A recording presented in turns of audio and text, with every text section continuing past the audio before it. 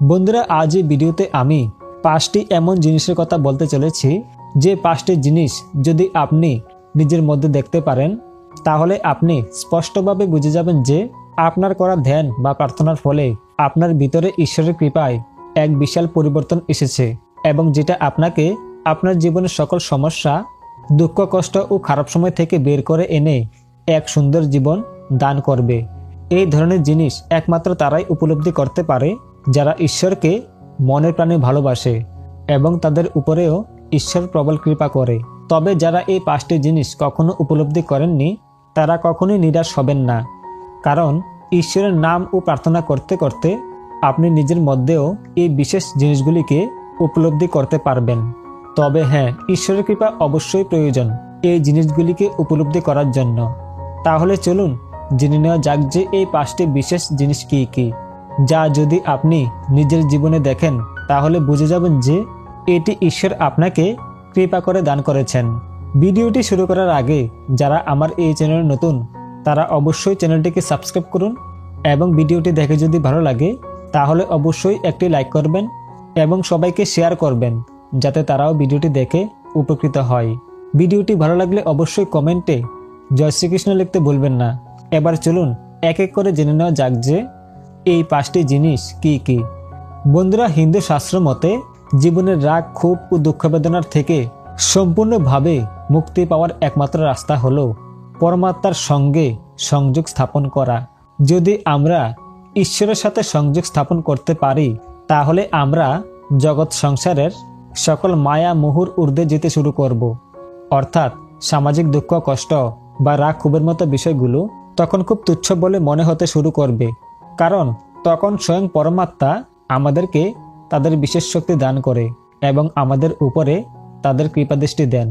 এবং এরকম অবস্থা লাভ করতে হলে অবিচল চিত্তে একাগ্রতার সহিত গীতা পাঠ, পূজা অর্চনা এবং নিত্য সর্বশক্তিমান পরমেশ্বরের নাম জপ করা প্রয়োজন। মনের কামনা বাসনা দূর করে চিত্তকে সম্পূর্ণরূপে নির্মল করে তুলতে হয়। যখন কেউ সকল প্রকার কামনা বাসনা পরিত্যাগ করে বিষয় আসক্তি শূন্য হয়ে আত্মতত্ত্বকে একমাত্র গ্রহণীয় বলে মনে করে তখনই তিনি পরমাত্মার সঙ্গে সংযোগ স্থাপন করতে পারেন এবং আত্ম উপলব্ধি লাভ করেন। আর একমাত্র এই আত্ম উপলব্ধি থেকেই আসল অর্থে আত্ম উন্নতি করা সম্ভব হয়, যা মানুষকে দুঃখ, দুর্দশা, রাগ ও ক্ষোভের হাত থেকে চিরকালের জন্য মুক্তি দেয়। বন্ধুরা, যখন আপনি প্রার্থনা জপ করতে করতে একটা সুন্দর অবস্থাতে পৌঁছে যাবেন তখন ঈশ্বরও আপনার উপরে তার কৃপাদৃষ্টি দেবেন, যার ফলে এই 5টি জিনিসের প্রভাব আপনার উপরে কখনো পড়বে না। নাম্বার 1, ঈশ্বরের কৃপাদৃষ্টি লাভের সঠিক পথে থাকলে প্রথমেই আপনি সমাজের চক্ষু লজ্জার খাতিরে যে কোনো সিদ্ধান্ত নেওয়া বন্ধ করে দেবেন।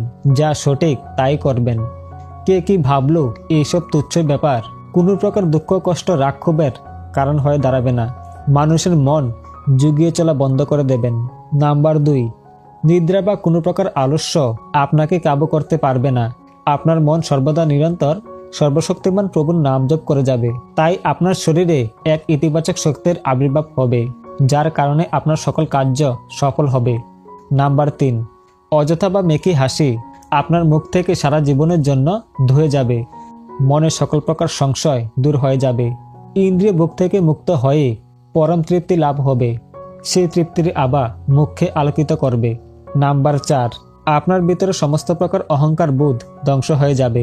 অধিক আর্থিক সচ্ছলতার প্রতি কোনো প্রকার আকর্ষণ থাকবে না।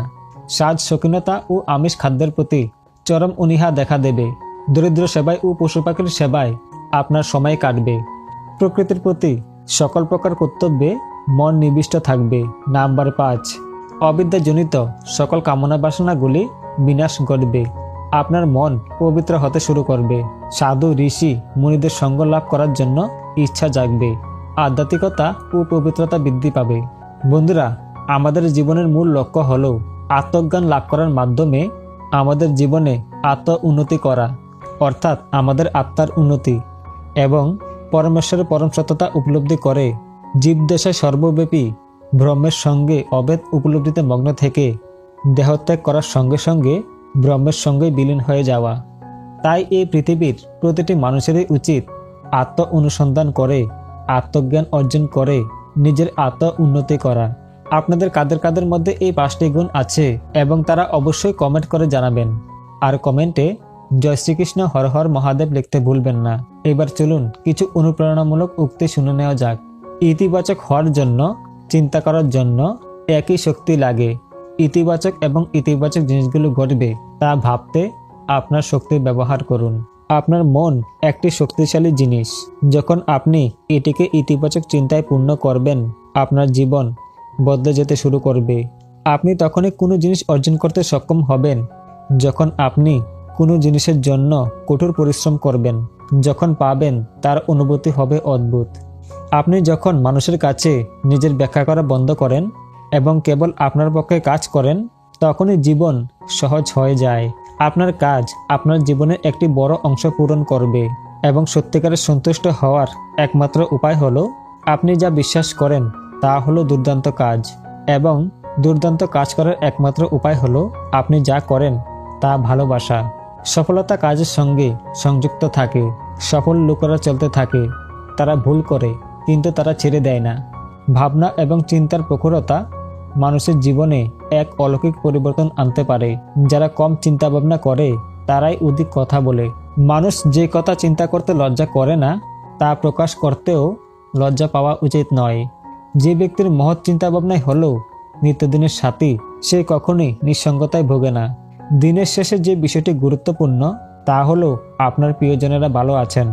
আপনি আপনার যথাসাধ্য চেষ্টা করেছেন এবং আপনার যা কিছু আছে তার জন্য আপনি কৃতজ্ঞ।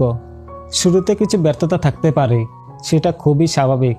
ঠিক যেমন একটি শিশু চেষ্টা করে দাঁড়াতে পারে, আবার সে নিচে পড়েও যায়, কিন্তু তার মানে এই না যে সে দাঁড়ানো ছেড়ে দেবে। একটা সময় আসবে তখন সে নিখুঁত হবে। একটা সময় আসবে যখন আপনিও নিখুঁত হবেন। দুর্বলই কেবল ভাগ্যের দোষারোপ করে আর বীর ভাগ্যকে অর্জন করে। যখন আমাদের মধ্যে অহংকার থাকে না, তখনই আমরা সবথেকে ভালো কাজ করতে পারি, অপরকে আমাদের ভাবে সবথেকে বেশি অভিভূত করতে পারি। সুখী হতে গেলে আপনাকে অবশ্যই সমস্ত নেতিবাচক বিশ্বাস, আবেগ ও লোকেদের ছেড়ে দিতে হবে যা আপনাকে জীবনে ফিরিয়ে আনছে। পবিত্র ও নিঃস্বার্থ হতে চেষ্টা করো, তার মধ্যেই রয়েছে ধর্মের সারমর্ম।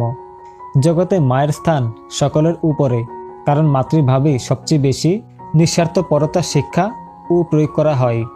আশা করি ভিডিওটি আপনাদের ভালো লেগেছে। যদি ভালো লাগে তাহলে অবশ্যই একটি লাইক করবেন, আর আপনি নতুন হয়ে থাকলে চ্যানেলটাকে সাবস্ক্রাইব করে পাশের বেল আইকনটি প্রেস করবেন এরকম আরও অনেক নতুন ভিডিও দেখার জন্য। তাহলে দেখা হচ্ছে পরবর্তী ভিডিওতে। আপনারা ভালো থাকবেন, সুস্থ থাকবেন। আপনাকে অসংখ্য ধন্যবাদ।